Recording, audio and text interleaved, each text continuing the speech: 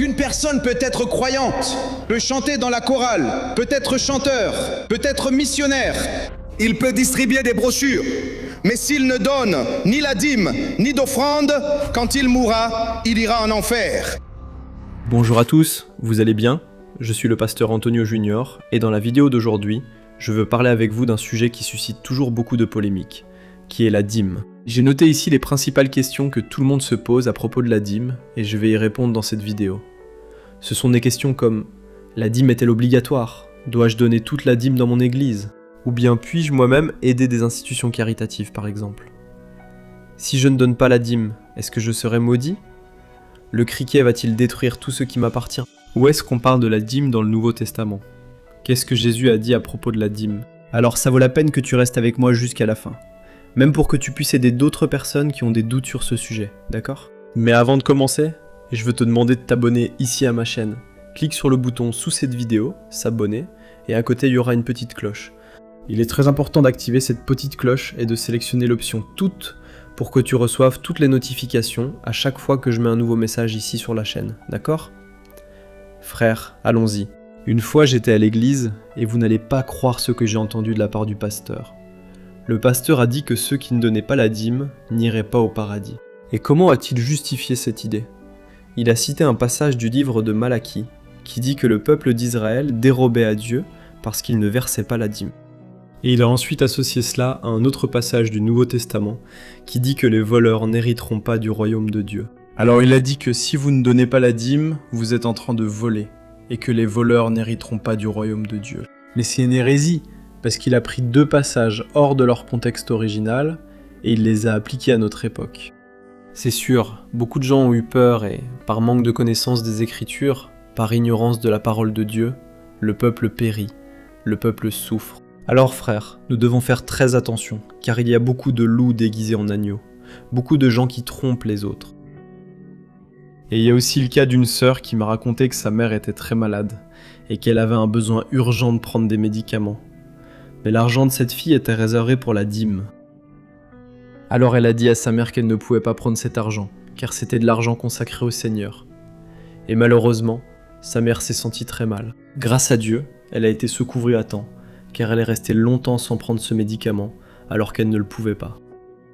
Alors frères, vous voyez comme les gens ont du mal à gérer ce sujet? Les doutes sont nombreux, frères. J'ai aussi entendu parler d'un pasteur qui disait que ceux qui ne donnaient pas la dîme n'avaient même pas besoin de revenir à l'église. Il fallait d'abord qu'ils trouvent cet argent, puis qu'ils fréquentent cette église. Et c'est ma grand-mère qui m'a raconté ça. Ma grand-mère allait dans une église pentecôtiste, une église très connue dans tout le Brésil. Et elle est devenue très triste, parce qu'elle n'arrivait pas à réunir cet argent. Frère, j'ai été très attristé par cette situation, et c'est pour cela que j'ai ressenti le besoin d'enregistrer cette vidéo pour vous. Et je sais que la question de la dîme est une question très délicate, parce qu'elle touche au péché de l'avarice. Que ce soit chez les personnes avares, qui enseignent de mauvaises choses pour gagner de l'argent sur le dos des membres de l'église, que ce soit chez les personnes avares, qui cherchent des prétextes pour ne rien donner à l'église, et ne pas se sentir coupables pour cela. Donc, cette vidéo s'adresse à nous tous, et je vais commencer à expliquer maintenant. Le mot dîme a commencé là, dans la Genèse, au chapitre 14, du verset 18 au 20. Le mot dîme vient d'une bataille, et il a apporté beaucoup de richesses avec lui. Alors il a rencontré le roi et prêtre Melchisédek, qui a béni Abraham, et ensuite, Abraham a ressenti le désir de donner la dîme de tout ce qu'il avait conquis lors de la bataille. Cette pratique était certainement très courante à l'époque d'Abraham, et c'est pourquoi Moïse, qui a écrit le livre de la Genèse, ne donne pas beaucoup d'explications sur l'origine de cette idée chez Abraham, puisque Melchisédek ne lui a même pas demandé cela. Et après cela, nous allons voir la dîme apparaître à l'époque de Jacob. La Bible dit que Jacob fuyait son frère après l'avoir trompé. Il a alors eu une vision de Dieu, des anges du ciel descendant ici sur terre. Et il a alors fait une promesse au Seigneur que, si Dieu le bénissait son voyage et le faisait prospérer, Jacob donnerait la dîme de tout ce qu'il gagnerait. Si vous lisez ce passage, vous allez remarquer que Jacob n'a pas fait cela parce que c'était une loi, mais parce qu'il comprenait que ce principe de la dîme plaisait au Seigneur. Et la dîme n'apparaîtra que 500 ans après ces événements, à travers la loi qui a été créée pour le peuple d'Israël. Et regardez comme c'est intéressant. À cette époque, il n'y avait pas d'argent, et c'est pourquoi les Israélites devaient donner 10% de leur récolte et des animaux qu'ils élevaient pour le tabernacle. Comme il est écrit dans Lévitique chapitre 27 verset 30. Cette dîme était utilisée pour s'occuper des Lévites, qui se consacraient entièrement au travail dans le temple. Ensuite, vous lirez chez vous Nombre chapitre 18 verset 20. Et en plus de cette dîme, les Israélites devaient encore donner la dîme pour financer une fête, une célébration à Dieu. Regardez ce qui est écrit dans Deutéronome chapitre 14. Séparez la dîme de tout ce que la terre produit chaque année. Mangez la dîme du grain, du vin nouveau et de l'huile. Et le premier-né de tous vos troupeaux en présence du Seigneur, votre Dieu, dans le lieu qu'il choisira pour y faire résider son nom, afin que vous appreniez à toujours craindre le Seigneur, votre Dieu. Et il y avait aussi la dîme qu'il devait donner tous les 3 ans pour prendre soin des Lévites pauvres, des veuves, des orphelins et des réfugiés. C'est écrit dans Deutéronome, chapitre 14, versets 28 et 29, qui disent ceci. À la fin de chaque période de 3 ans, apportez toute la dîme de la récolte de la 3e année et stockez-la dans votre propre ville. Afin que les Lévites, qui ne possèdent ni propriété ni héritage, ainsi que les étrangers, les orphelins et les veuves qui vivent dans votre ville, viennent manger et se rassasier. Et afin que le Seigneur votre Dieu vous bénisse dans tout le travail de vos mains. Alors, regardez comme c'est intéressant, frères, si vous calculez tout cela. Vous verrez que les Israélites devaient donner la dîme, ce qui représentait environ 23,33% de tout ce qu'ils recevaient. C'est pourquoi la dîme, dans l'Ancien Testament, fonctionnait comme un système d'impôt pour subvenir aux besoins des gens, et pas seulement comme une règle religieuse. Et c'est toujours dans ce contexte, frère, que la dîme apparaît dans la Bible, à partir de la loi. C'est comme si c'était un impôt, une taxe que les gens d'Israël devaient payer. Et c'est pour cela que ce passage de l'Ancien Testament, du livre de Malachie, dit que le peuple d'Israël volait le Seigneur, parce qu'il ne payait pas la dîme. C'est parce que les Israélites avaient l'obligation de subvenir aux besoins des Lévites et des prêtres qui s'occupaient du temple. Donc quand ils ne donnaient pas la dîme, ils paralysaient l'œuvre de Dieu, puisque si eux ne faisaient pas ce travail, personne d'autre ne pouvait le faire. Alors frères, le temple cessait totalement de fonctionner, les choses de Dieu étaient abandonnées, et le peuple cessait aussi de recevoir l'instruction de ces hommes sur la façon de vivre une vie avec Dieu. Et par conséquent, ils retournaient à leur vie de péché, et ils récoltaient les malédictions. Les choses ne marchaient pas. Et Dieu lui-même dit qu'il semait, mais il semblait qu'il ne voyait pas la récolte. Il rassemblait de l'argent, mais c'était comme s'il le mettait dans un sac percé. Alors, dans ce livre de Malachie, chapitre 3, verset 8, qui est très utilisé, n'est-ce pas, par beaucoup de pasteurs, pour faire peur aux gens. En ce qui concerne la dîme, il parle de ce contexte-là, et non de notre réalité actuelle, de nos jours, puisque nous n'avons même plus d'institutions comme autrefois. Et c'est dans ce contexte que Jésus parle aussi de la dîme, dans le seul passage du Nouveau Testament concernant cette pratique. Regardez ce qu'il a dit aux religieux de son époque. « Malheur à vous, maîtres de la loi et pharisiens, hypocrites, vous donnez la dîme de la menthe, de l'âneth et du cumin. Mais vous avez négligé les préceptes les plus importants de la loi, la justice, la miséricorde et la fidélité. Vous devez pratiquer ces choses sans omettre celle-là. » Regardez ça, frère. Pour beaucoup de personnes, ce passage est la preuve claire que tout le monde doit donner la dîme, puisque Jésus en parle dans le Nouveau Testament. Mais nous devons comprendre quelque chose de très important que peu de gens savent. Quand le Christ a dit que ces hommes devaient obéir à la loi, c'est parce que Jésus était juif. Jésus est né sous la loi de Moïse, comme il est écrit dans Galates, chapitre 4, verset 4. Et c'est pour cela que Jésus a vécu selon la loi. Mais faites attention à ce qu'il a dit dans Matthieu chapitre 5, versets 17 et 18. Faites attention. Ne pensez pas que je suis venu abolir la loi ou les prophètes. Je ne suis pas venu abolir, mais accomplir. Je vous le dis en vérité.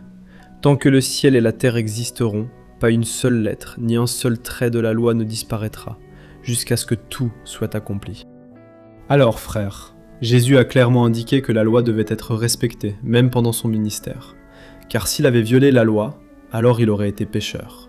Comme moi, comme vous, comme n'importe qui. Et ainsi il n'aurait pas accompli sa mission ici sur terre, qui était de libérer l'homme du péché. Et en réalité, La Bible dit que Jésus a accompli toute la loi. Le diable voulait que Jésus pêche sur un seul point de la loi, et ainsi il serait pécheur comme n'importe lequel d'entre nous. Mais Jésus, il a été la seule personne à avoir réussi à accomplir toute la loi. Il a été circoncis. Au 8e jour, il a été présenté à la synagogue.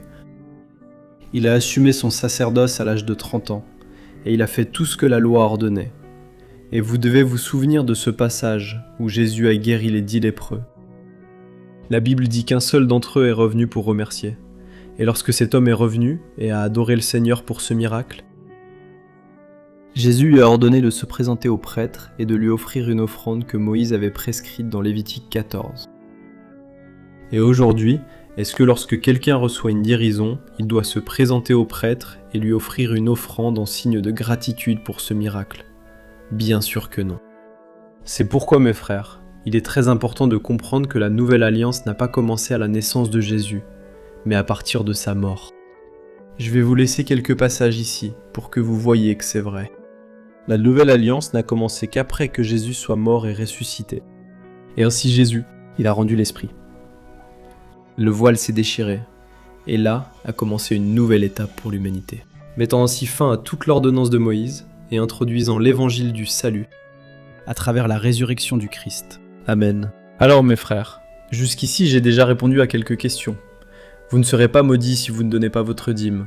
Vous n'êtes pas non plus obligés de donner la dîme, comme s'il s'agissait d'un impôt, pour soutenir le tabernacle ou le temple, car cela ne fait plus partie de la réalité de l'Église. Premièrement, parce que si c'était le cas, vous ne devriez pas donner seulement 10%, mais vous devriez donner en moyenne 23% de vos revenus. Et je crois que cela deviendrait très difficile pour beaucoup de gens. Et cela servait à soutenir ce système qui fonctionnait dans l'Ancien Testament et qui n'est plus notre réalité aujourd'hui. Mais restez avec moi jusqu'à la fin, parce que je vais clarifier encore quelques points très importants et je vais donner mon avis et je vais vous montrer comment je fais par rapport à ce sujet. Si vous lisez le Nouveau Testament, vous verrez qu'après la résurrection de Jésus, il n'y avait aucun ordre, aucun verset, disant que vous devez donner la dîme, qui représente 10%, mais plutôt que vous devez contribuer selon ce que vous avez décidé dans votre cœur. Cela est écrit dans la deuxième épître aux Corinthiens, chapitre 9. Je veux vous lire ce que l'apôtre Paul a dit, que chacun donne comme il l'a décidé dans son cœur, sans tristesse ni contrainte, car Dieu aime celui qui donne avec joie. Amen. Regardez cela, frères. Les apôtres comprenaient que dans la Nouvelle Alliance, les chrétiens devaient vivre selon la générosité, et non par obligation, comme s'il s'agissait du paiement d'un impôt. Tout comme Abraham, qui lorsqu'il a donné la dîme à Melchisédek, ne l'a pas fait à cause d'une loi ou d'une obligation, mais comme une manière d'honorer et de remercier le Seigneur. Dieu aime celui qui donne avec joie, et non celui qui le fait par obligation ou par peur d'être maudit. Alors, le vrai chrétien doit être reconnu par son amour, par sa générosité, par sa foi, par son obéissance, parce qu'il reconnaît que Dieu est celui qui pourvoit à ses besoins. Et, avec cela, il a le désir d'aider l'œuvre de Dieu, de voir le royaume de Dieu avancer, atteindre plus de personnes à travers l'évangélisation et des actions sociales.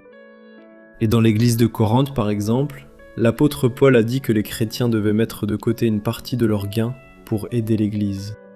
Regardez ce qui est écrit dans la première lettre aux Corinthiens, chapitre 16, en ce qui concerne la collecte pour le peuple de Dieu.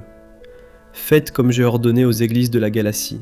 Le premier jour de la semaine, que chacun de vous mette de côté une somme en fonction de ses revenus, en la réservant, afin qu'il ne soit pas nécessaire de faire des collectes lorsque j'arriverai. Regardez cela, frères, et faites bien attention à ce qu'il a dit, en fonction de vos revenus.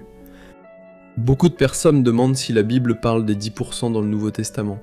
Mais comme je l'ai dit, l'Église ne dit rien à ce sujet. L'Église a simplement incorporé les 10% de l'Ancien Testament et en a fait le minimum recommandé pour que le chrétien donne.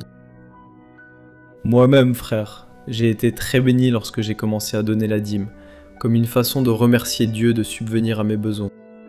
C'était une décision que j'ai prise avec ma femme, et je me sens très bien avec cela.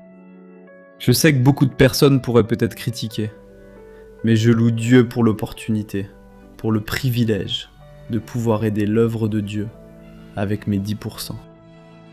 Et je vois aussi cela comme une façon de me discipliner, parce qu'à une certaine période de ma vie, j'ai pris la décision de ne pas fixer de valeur, ni de pourcentage. Mais j'ai réalisé, mes frères, que je finissais par ne pas beaucoup aider, justement parce que j'attendais qu'une opportunité se présente, ou que quelqu'un ait besoin d'aide. C'était une période où je vivais à l'étranger et je ne fréquentais pas d'église, alors j'ai compris que cela ne m'a pas fait du bien. Et quand j'ai recommencé à donner la dîme, je me suis senti très bien. Et jusqu'à aujourd'hui, je suis très reconnaissant à Dieu de pouvoir aider, de contribuer à l'œuvre de Dieu. Frères, nous devons faire très attention au péché d'avarice. Nous ne pouvons pas être égoïstes et nous ne devons jamais cesser de contribuer. Et comme Paul l'enseigne, les chrétiens ne doivent pas se sentir obligés de donner toujours 10%, mais plutôt selon leurs revenus. Parfois, cela signifie donner plus que la dîme. Parfois, cela signifie donner moins si vous n'en avez pas les moyens. Alors, chacun doit prier, doit demander la sagesse à Dieu pour contribuer de la meilleure façon possible et sans avoir cette peur d'être maudit, de récolter une malédiction, que le dévoreur vienne chez toi et vole tout ce que tu as. Alors nous devons comprendre que c'est une loi de l'Ancien Testament. Et malheureusement, frère, je sais que beaucoup de personnes n'aident pas. Tu peux le voir dans ta propre église, ici dans mon église aussi. Et cela freine énormément la croissance, l'avancement du royaume de Dieu. D'autant plus que tout a besoin d'argent aujourd'hui, n'est-ce pas? Même l'apôtre Paul, il demandait des offrandes, il demandait que les gens aident, parce qu'il savait que sans argent, c'est beaucoup plus difficile, n'est-ce pas?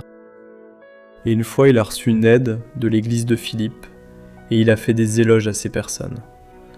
Je veux te lire ce qui est écrit dans Philippiens, chapitre 4. Comme vous le savez, Philippiens, dans les premiers jours de l'évangile, quand je suis parti de Macédoine, aucune église n'a pris part à mon soutien. En ce qui concerne le fait de donner et de recevoir, sauf vous, car lorsque j'étais à Thessalonique, vous m'avez envoyé une aide, non seulement une fois, mais 2 lorsque j'en ai eu besoin. Ce n'est pas que je recherche des offrandes, mais ce qui peut être crédité sur votre compte. J'ai tout reçu, et ce que j'ai est plus que suffisant. Je suis pleinement pourvu, maintenant que j'ai reçu d'Épaphrodite les dons que vous avez envoyés. Ils sont une offrande d'un parfum suave, un sacrifice acceptable et agréable à Dieu. Mon Dieu pourvoira à tous vos besoins, selon ses glorieuses richesses en Christ Jésus. Regardez cela, frères, quelle bénédiction! Paul est ici très heureux, parce qu'il a reçu les offrandes des frères, et il a dit que Dieu pourvoirait à chacun des besoins de ces personnes, parce qu'elles ont plu à Dieu. Il est évident que donner la dîme et les offrandes n'est pas une garantie que rien ne vous manquera, d'accord? Je dois dire cela parce qu'il y a beaucoup de gens qui viennent me voir, et qui disent « Pasteur, je donne fidèlement la dîme, pourquoi les choses sont-elles si difficiles dans ma vie? Pourquoi est-ce que j'ai toujours des difficultés avec l'argent ?» Alors, frères et sœurs, nous devons comprendre que la dîme n'est pas une garantie que tout ira bien dans votre vie financière, d'accord? Nous devons être de bons gestionnaires de tout ce que Dieu nous donne. Nous devons travailler pour notre subsistance, car l'argent ne va pas simplement tomber dans vos mains comme ça. Alors nous devons travailler, nous devons faire notre part, d'accord? Et maintenant, je vais répondre à quelques questions très courantes que les gens me posent. L'autre jour, un ami à moi m'a demandé ceci. « Pasteur, je n'ai pas donné la dîme le mois dernier. Et maintenant, est-ce que je dois donner la dîme le mois suivant ou ce mois-ci en même temps que la dîme que je n'ai pas donnée ?» Alors frère, comme je l'ai dit, dans le Nouveau Testament, la contribution n'est pas une forme d'impôt, mais plutôt un acte d'amour, un acte de générosité. Donc, si le mois dernier, pour une raison quelconque, vous n'avez pas contribué, vous ne devez rien à personne. L'important, c'est de ne pas perdre l'habitude de contribuer, d'accord? Par exemple, Paul n'a pas dit aux frères de l'Église que s'il ne donnait rien, il lui devrait quelque chose. Non, il a simplement félicité ses frères quand ils l'ont aidé. Et une autre question que j'entends souvent des gens, c'est celle-ci. « Pasteur, est-ce que je dois tout donner à l'Église ou puis-je distribuer ma dîme comme je le souhaite ?» Mes frères, dans le Nouveau Testament, il n'est pas non plus question d'un lieu spécifique où vous devez donner, comme c'était le cas dans l'Ancien Testament. Ce que je pense, c'est que si vous fréquentez une église, vous devez aider. Oui, vous profitez de cet endroit, vous êtes assis sur une chaise qui a coûté de l'argent, vous êtes dans un lieu où il y a de l'eau, de l'électricité à payer. Il y a des personnes impliquées dans cette œuvre, donc oui, vous devez aider votre église. L'église doit aussi payer le salaire du pasteur qui se consacre à l'œuvre. Beaucoup d'églises ont plusieurs personnes travaillant directement dans l'œuvre. Donc je suis effectivement en faveur du fait que vous aidiez votre congrégation, d'accord? Je sais que peut-être beaucoup de personnes vont dire ceci. Pasteur, mais dans mon église les gens n'aident pas, pasteur. J'ai déjà analysé. les gens ne font pas d'action sociale. Mais est-ce que les gens, ou même l'Église, ne font pas parce qu'ils manquent de ressources? Peut-être qu'il y a peu de ressources. Alors c'est une question à analyser, d'accord? Et en ce qui concerne le fait de séparer une partie de votre dîme pour aider des institutions ou des personnes dans le besoin, je pense qu'il n'y a aucun problème. Ce qui compte, c'est l'intention de votre cœur. Tout comme l'a dit l'apôtre Paul, que chacun doit donner selon ce qu'il a décidé dans son cœur. D'accord. Et une autre question que les gens me posent est la suivante. Pasteur, dois-je donner la dîme sur le brut ou sur le net? Mon frère, si tu as regardé jusqu'ici, t'as vu qu'il n'y a pas de valeur fixée?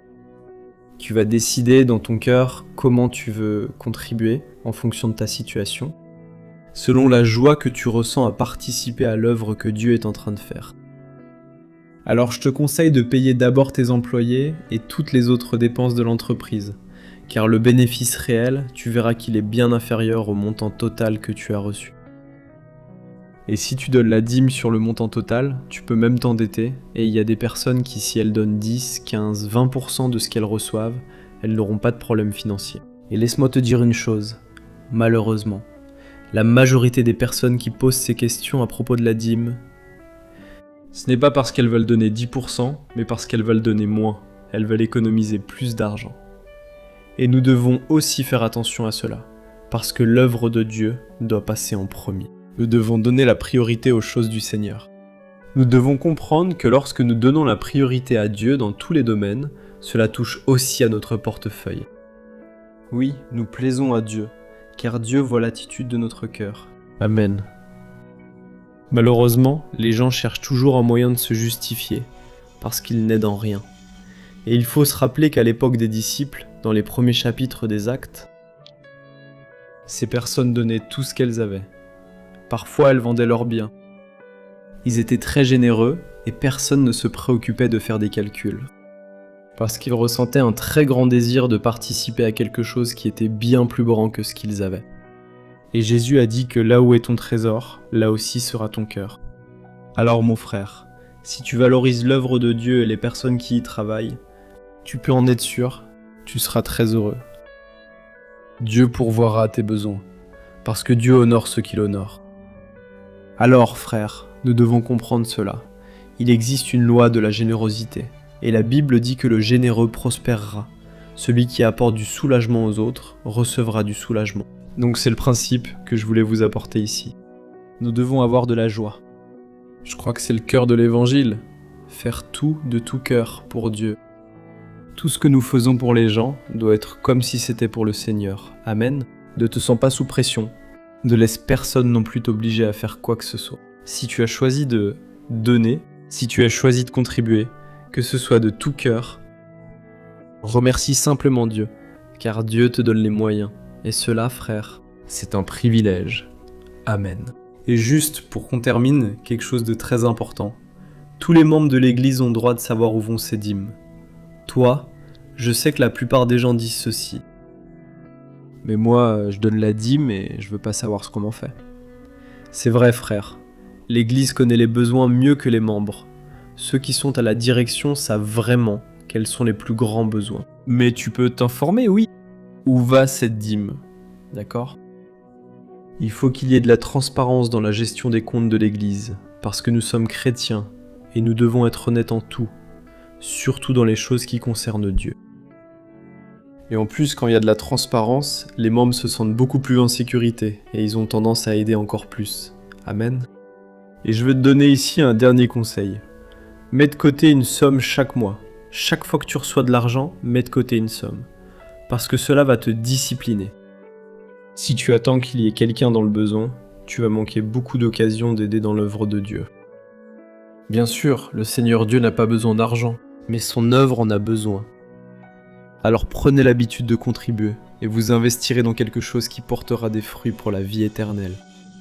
Amen. Je suis le pasteur Antonio Junior. J'espère que cela vous a plu.